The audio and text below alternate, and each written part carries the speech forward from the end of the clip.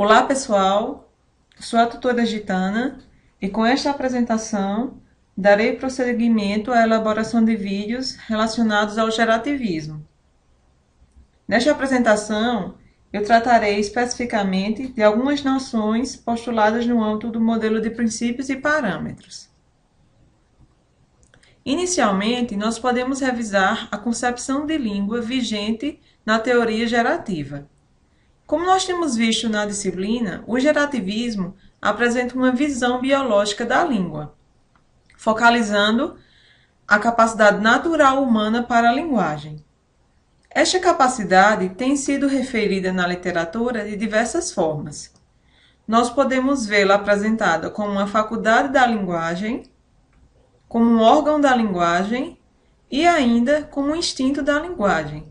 Estas três formas de fazer referência a essa capacidade evidenciam a língua como um objeto do mundo natural.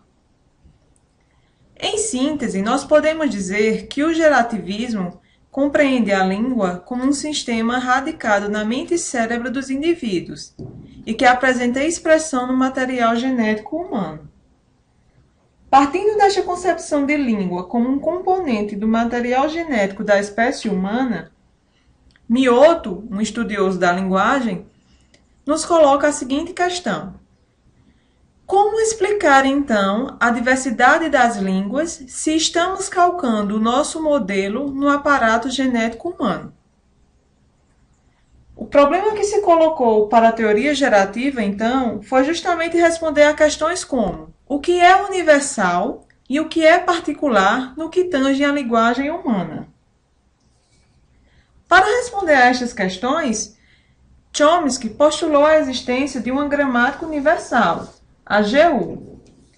Esta GU constituiria a informação especificamente linguística de natureza inata. Ele postulou que a GU é composta por dois tipos de informação: os princípios, que são rígidos, invariáveis, universais, e os parâmetros, que são abertos, flexíveis, ou seja, variáveis, permitindo a existência de diversas línguas humanas.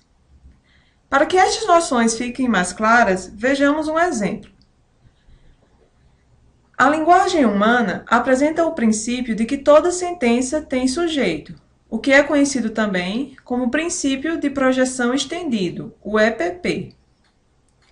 Mas nós temos, por outro lado, o parâmetro da presença de sujeito nulo, segundo o qual há línguas que permitem a ausência de um sujeito materializado na sentença e há outras línguas que não o permitem.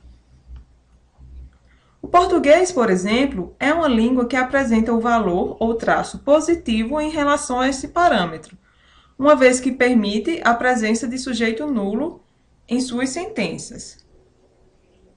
Neste sentido, é gramatical tanto dizer Paulo disse que ele vai viajar, quanto dizer Paulo disse que vai viajar.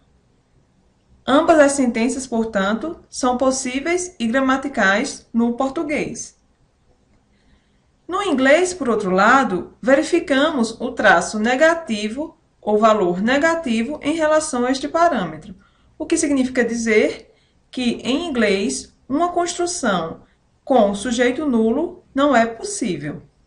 Desta forma, é gramatical dizer Paul has said that he will travel, mas é agramatical dizer Paul has said that will travel. Portanto, o princípio toda sentença tem sujeito é subjacente a todas as línguas e o parâmetro presença de sujeito nulo possui dois valores. Algumas línguas fixam este parâmetro com valor positivo, como o português, e outras línguas fixam como valor negativo, como o inglês. A diferença, portanto, está no modo como o parâmetro é fixado nas diferentes línguas, originando diferentes gramáticas particulares. Cabe agora entendermos o que é uma gramática universal e o que são gramáticas particulares. Para a teoria gerativa, a gramática universal corresponde ao estado inicial da linguagem, no qual nós visualizamos universais formais, que são os princípios, mais parâmetros por fixar, ou seja, ainda não fixados. Já uma gramática particular corresponde ao estado final, no qual nós vemos universais formais, somados a parâmetros já fixados e ao léxico, que é o vocabulário de uma língua particular. Então vejam que o estado inicial ele é apenas parcialmente especificado, enquanto o estado final é totalmente especificado. Vejam que as noções de estado inicial e estado final remetem à ideia de um processo. Este processo é justamente o processo de aquisição da linguagem. A criança parte ou nasce com uma GU. Ela nasce com universais formais e parâmetros não fixados. E, com base no desenvolvimento natural do organismo e com base nos dados linguísticos primários aos quais ela é exposta, ela chega a uma gramática particular. Ela alcança um estado estável. Então, percebam que o gerativismo preocupa-se tanto em descrever o estado inicial da linguagem, a GU, como em descrever o estado final, ou seja, a estrutura de uma língua particular. Desta forma, o gerativismo fornece hipóteses para explicar como é possível derivar diferentes línguas a partir de um estado inicial uniforme, respondendo, portanto, àquela pergunta que nós levantamos no início do vídeo com base em Mioto. Em relação às gramáticas particulares, o gerativismo propõe o seguinte modelo de gramática. A gramática mental é composta pelos seguintes componentes: um léxico, a sintaxe, a forma fonética e a forma lógica. O léxico corresponde a uma espécie de dicionário mental. É onde ficam armazenadas as palavras ou o vocabulário de nossa língua. A sintaxe, por sua vez, é o mecanismo gerativo, é um sistema computacional, no qual se situam as informações relativas aos princípios e aos parâmetros que irão reger o processo de construção de estruturas linguísticas. É a sintaxe, especificamente, que viabiliza o estabelecimento da associação do som ao significado, que é a característica principal da linguagem.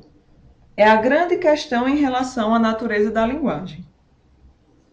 Então, de posse deste modelo de gramática, podemos agora entender como se dá a derivação de uma sentença. Inicialmente, a sintaxe seleciona do léxico alguns itens e, a partir deles, constrói um objeto abstrato, ou seja, uma representação estrutural mental. Em seguida, este objeto abstrato é enviado para os dois níveis de interface, o nível da forma fonética e o nível da forma lógica. As representações construídas em ambos os níveis são enviadas para os sistemas de desempenho, que são os responsáveis pela realização efetiva da linguagem. No sistema de desempenho articulatório perceptual, a representação construída na forma fonética receberá uma interpretação correspondente. Já no sistema de desempenho conceptual intencional, a representação construída na forma lógica é que receberá uma interpretação correspondente. Então vejam que esse seria basicamente o processo de derivação de uma sentença em qualquer língua natural humana. Para finalizar este vídeo, retomarei as noções que nós tratamos no decorrer da apresentação. Então, inicialmente, nós recapitulamos a concepção de língua exibida pelo gerativismo. Em seguida, nós tratamos das noções de princípios e parâmetros. Posteriormente, visualizamos as diferenças entre uma gramática universal e as gramáticas particulares. Vimos também o modelo de gramática que é proposto no âmbito do modelo de princípios e parâmetros. E, por fim, visualizamos como se dá o processo de derivação de uma sentença. Espero que com esta apresentação tenha ficado mais claro o que propõe Chomsky no âmbito do modelo de princípios e parâmetros. Obrigada.